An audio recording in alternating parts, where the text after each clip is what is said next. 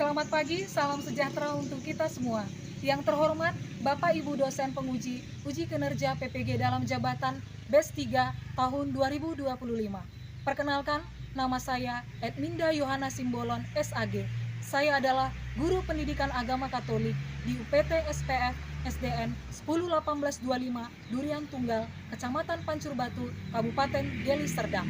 Sekaligus sebagai mahasiswa PPG dalam jabatan BES 3 di Sekolah Tinggi Pastoral Kateketik Santo Fransiskus Asisi Semarang dengan nomor induk mahasiswa 25309-390. Pada hari ini, Jumat 10 Oktober 2025, saya akan melaksanakan praktek pembelajaran di sekolah Durian Tunggal untuk kelas 5 dengan materi Yesus mengajarkan pengampunan dengan model pembelajaran PJBL. Sekian perkenalan dari saya ucapkan terima kasih dan selamat menyaksikan. Tuhan memberkati. Selamat pagi anak-anak ibu semua. Selamat pagi, Bu. Bagaimana kabarnya hari ini? Luar biasa. Yes, yes, yes. Oke, baik anak-anak ibu, sepertinya hari ini sangat semangat sekali ya. Ya, anak-anak ibu masih dalam keadaan sukacita? Masih, Bu. Hari ini kalian masih semangat? Masih, Bu. Tadi anak-anak ibu sudah sarapan kan? Sudah, Bu. Bagus, pastinya ya supaya memulai pelajaran hari ini supaya lebih bersemangat pastinya harus sudah sarapan kan? Iya, Bu. Ya, baik. Sebelum memulai pelajaran hari ini ada baiknya memang kita harus awali dulu dengan doa. Oke, sini ya, ya. Kita persiapkan hati kita untuk berdoa. Teman-teman dan Ibu Guru, mari kita bersatu di dalam doa. Dalam nama Bapa dan Putra dan Roh Kudus. Amin. Bapa yang Maha Baik, terima kasih atas berkat-Mu yang masih Kau curahkan kepada kami sampai saat ini. Bapa, pada siang ini kami ingin belajar pendidikan agama Katolik. Berkatilah kami Bapa, agar kami dapat mengerti apa yang kami pelajari dan dapat kami jalankan dengan baik. Bapa, berkati juga teman-teman kami agar ia tetap semangat untuk belajar dan memuji nama-Mu. Berkati juga orang tua kami Bapa, dimanapun mereka berada dan apapun yang mereka lakukan. Berkati pekerjaannya Bapa agar berjalan dengan lancar dan baik. Bapa, inilah doa anak-Mu, kami berdoa dalam nama anak-Mu Yesus Kristus, dalam persekutuan Roh Kudus. Amin. Dalam nama Bapa dan Putra dan Roh Kudus. Amin.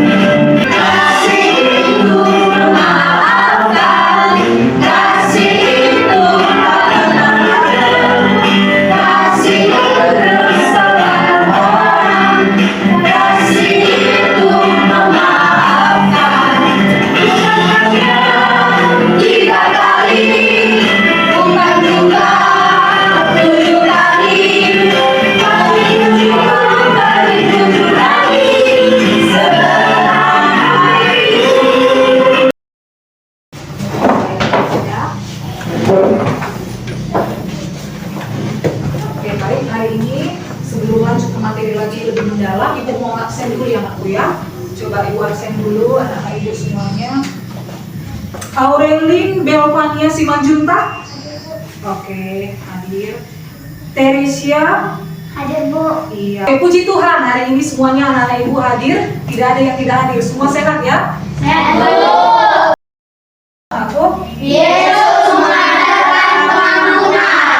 Iya, sekarang Ibu sebelum masuk ke dalam materi ini, ya Ibu nanti akan menggunakan metode pembelajaran PJBL ya, dengan pendekatan deep learning ya anak-anak Ibu. Nah, untuk mengingatkan kembali daya ingat kalian, Ibu mau tes dulu daya ingat kalian.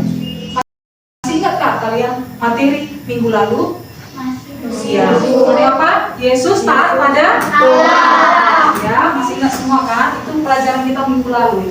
Ya kan, aku? Nah, pada materi itu coba dulu. Yang pertama, masih ingat gak kalian jawabannya? Waktu itu kita bahas, siapa yang tahu tentang Yesus? Saya, Bu. Iya, apa itu Teresia anakku? Yesus itu adalah anak Allah. Bagus, ya. Lalu yang kedua, mengapa Yesus dianggap baik dan taat kepada Allah? Ya, Petrian. Juru selamat. Iya, karena dia adalah juru selamat ya. Oke, penebus dosa manusia.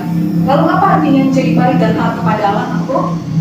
Iya, Beribadah. bagus. Berdoa. Iya, ini Daniel. Gereja, Bu. Rajin ke gereja. Kita lihat lagi tujuan pembelajaran hari ini ya.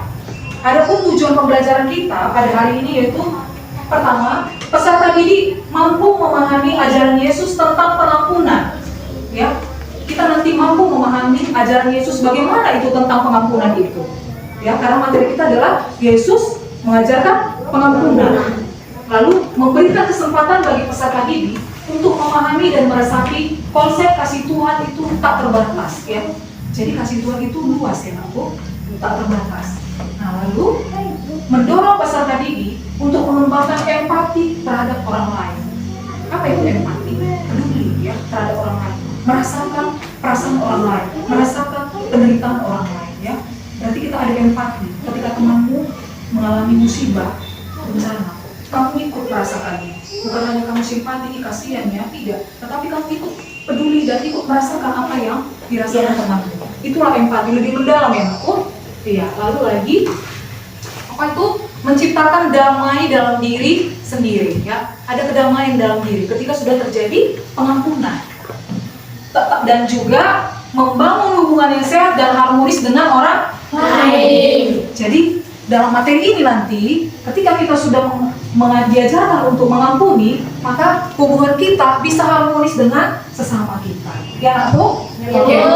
Nah, juga ada kita lihat beberapa pertanyaan pemantik dari materi-materi kita ini ya. Dan yang pertama, apa itu mengampuni?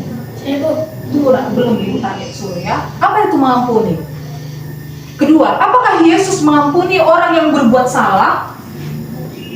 Ketiga, apakah yang kalian lakukan jika teman kalian tanpa sengaja berbuat salah? Lalu, apa yang bisa kamu lakukan untuk menunjukkan pengampunan kepada teman atau keluarga yang berbuat salah kepada kamu?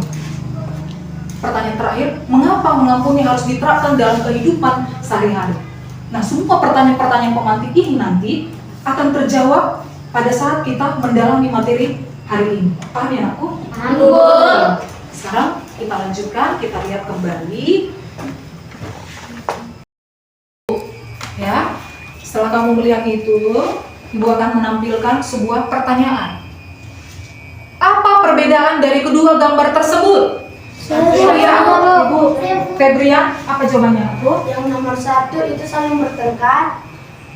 Iya. Yang nomor 2 itu saling memaafkan. Iya, itu yang bisa Febrian beritahu ya mengenai gambar 1 dan gambar 2 ya, anakku? Iya, Bu. Oke.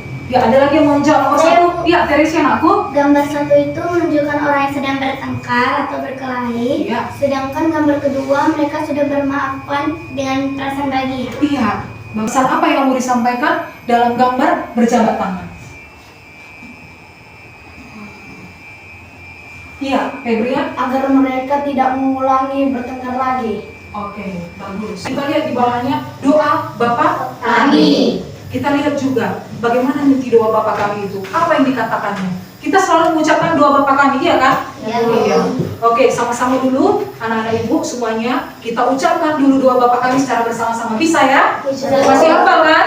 Iya, setiap belajar agama selalu kita ucapkan kan aku. Oke, sama-sama kita ucapkan Bapa kami yang ada di surga, dimuliakan namamu, datanglah kerajaanmu, jadilah kehendakmu di atas bumi seperti di dalam surga. Berilah kami rezeki pada hari ini, dan ampunilah kesalahan kami seperti kami pun mengampuni yang bersalah kepada kami. Dan janganlah masukkan kami dalam cobaan, tetapi bebaskanlah kami dari jahat. Amin. Hari ini kita nanti akan masuk ke diskusi kelompok supaya kita semakin mendalam lagi memahami materi kita ini. Ibu kemarin sudah bagi kelompoknya kan, Nakku? Ya, Bu. Oke, kelompok 1 yang mana, Nakku? Oke, ini kelompok 1. Kelompok 2 yang mana, Nakku? Oke, ini kelompok 2. Oke, kelompok 3? Oke, baik, ini kelompok 3. Petrus datang kepada Yesus dengan sebuah pertanyaan penting. Tuhan, Katanya, sampai berapa kali aku harus mengampuni saudaraku jika dia berbuat salah kepadaku? Sampai 7 kali? Coba dibuka ya, Matius bab 18 ayat 21 sampai 35. Nah, nanti setiap kelompok coba mendalami itu lewat Injil Matius bab 18 ayat 21 sampai 35. Oke, anak ibu, sekarang ibu bagikan lembar kerja peserta didiknya. Ini ya. Oke, kelompok 1 ini anakku, untuk kelompok kalian ya, lembar kerja peserta didik. Oke, anak ibu, yang kelompok berapa ini anakku? Kelompok 2 ya. Kelompok 2 ini. Oke, anak ibu, kelompok 3 ya. Coba lihat anak ibu pertanyaannya ini ya. Ada 6 pertanyaan kan anakku? Iya, Bu. Ya. Ini anakku. Oke. Lalu ini kelompok 3 ya. Oke, kelompok 1 dipresentasikan.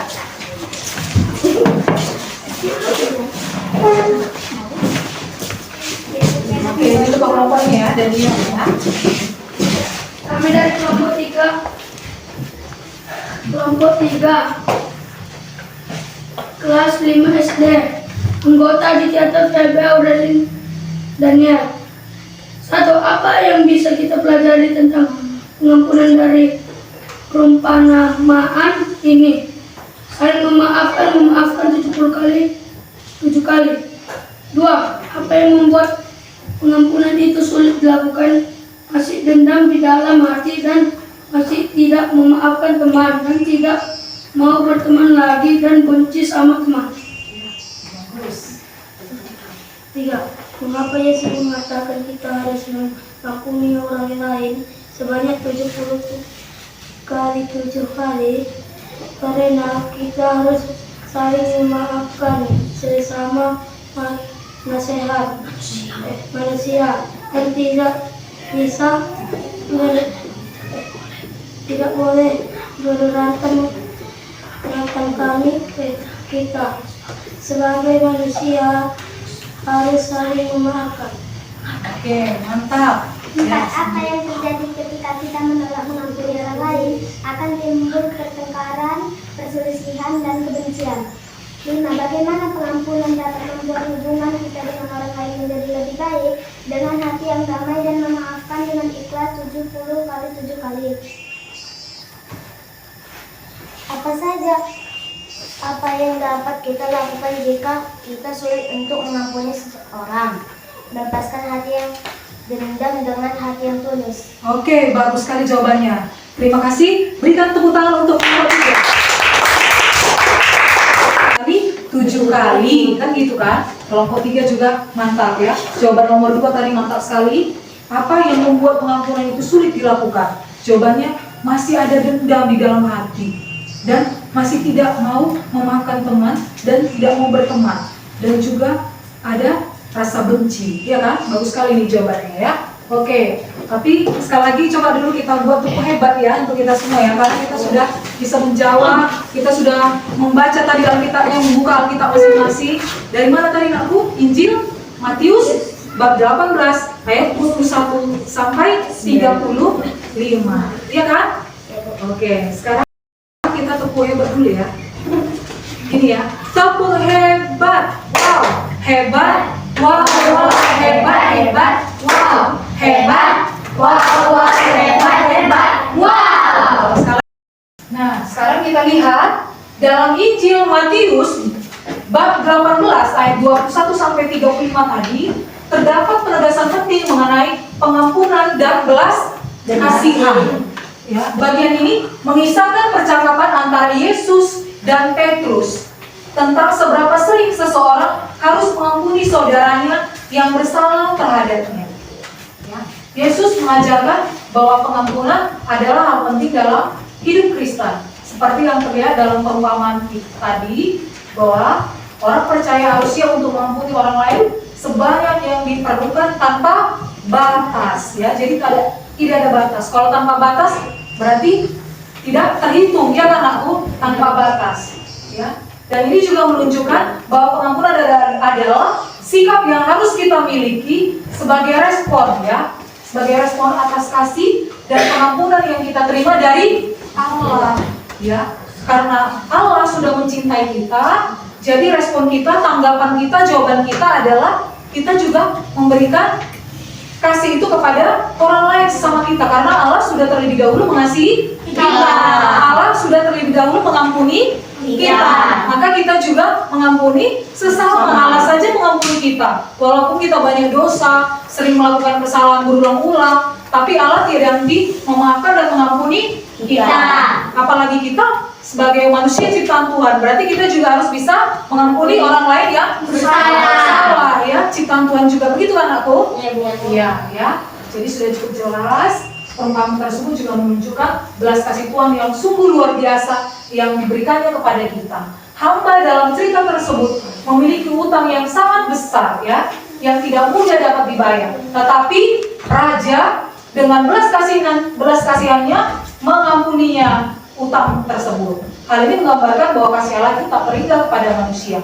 Makna dari penegasan ini agar kita sebagai pengikut Kristus belajar untuk mengampuni orang yang lain, ya, sebanyak mungkin, mengalami belas kasihan yang luar biasa yang telah diberikan kepada kita dan menyadari konsekuensi dari ketidakmampuan. Melalui pengampunan kita mencerminkan kasih dan belas kasihan kepada dunia dan membangun hubungan yang sehat dengan sesama manusia. Nah, dari sini sudah cukup jelas, ya, penegasan kembali dalam Injil Matius bab 18 ayat 21 sampai 35. Yesus mengatakan mengampuni 70 kali 7 kali. Artinya terus menerus, tanpa batas, tak terhingga.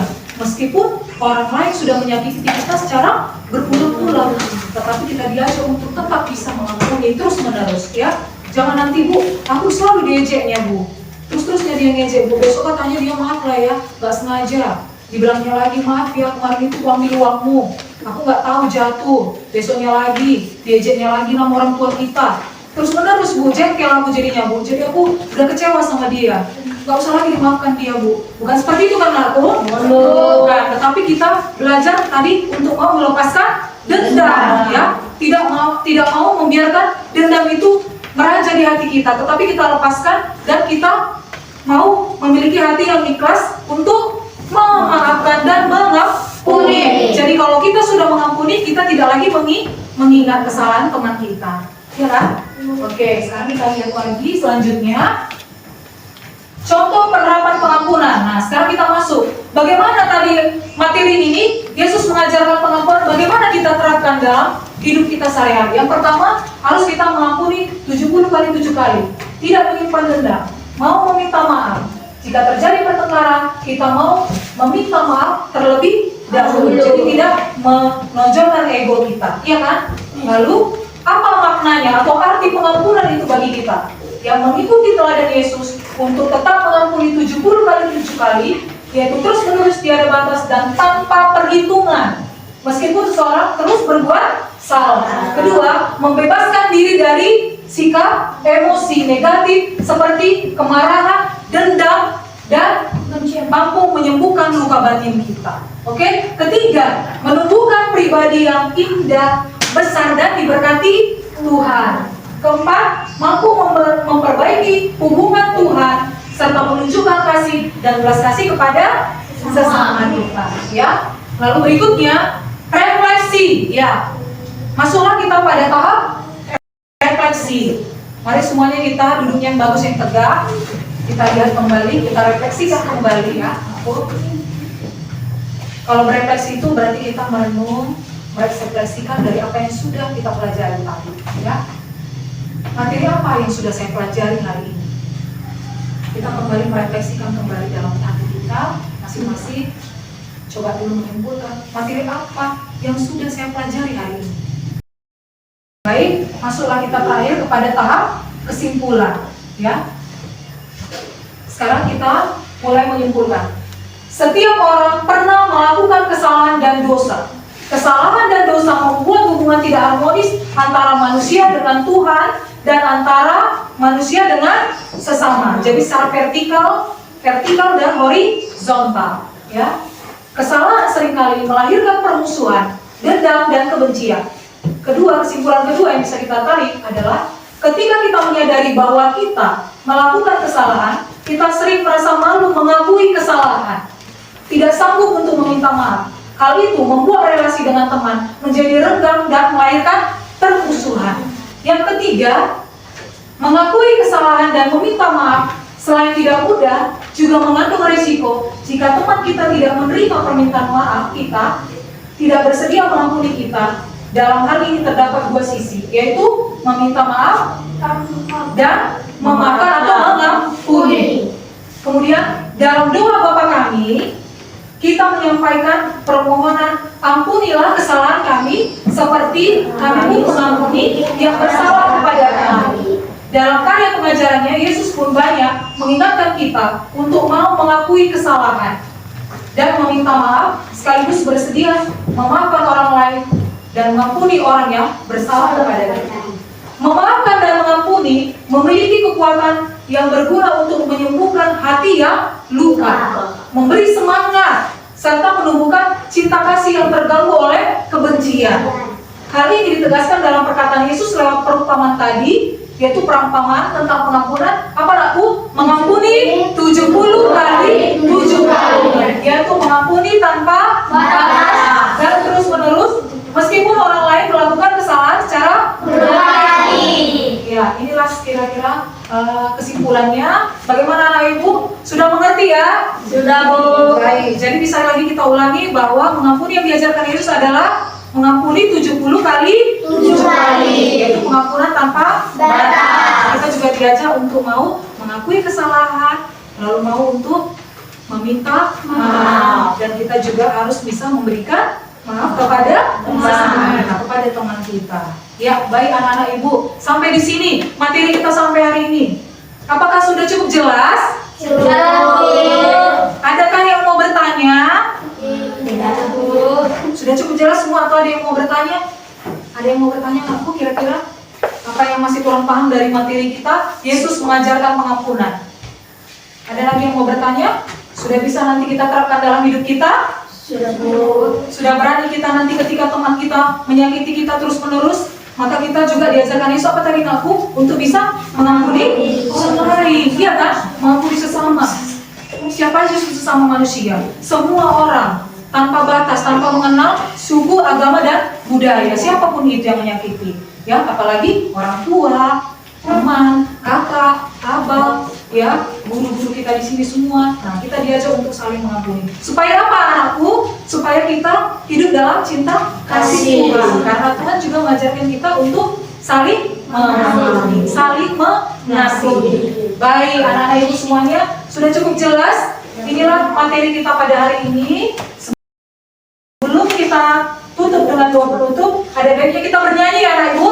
Oke, baik, kita minta untuk berdiri semuanya anak ibu. Oke, sekarang kita menyanyikan lagu selanjutnya ya. Kita bernyanyi dengan semangat ya anakku. Ya, Bu. Oke, ya. Lagu penutup ya. Kasih Yesus indah. Kita bernyanyi dengan wajah yang ceria, semangat.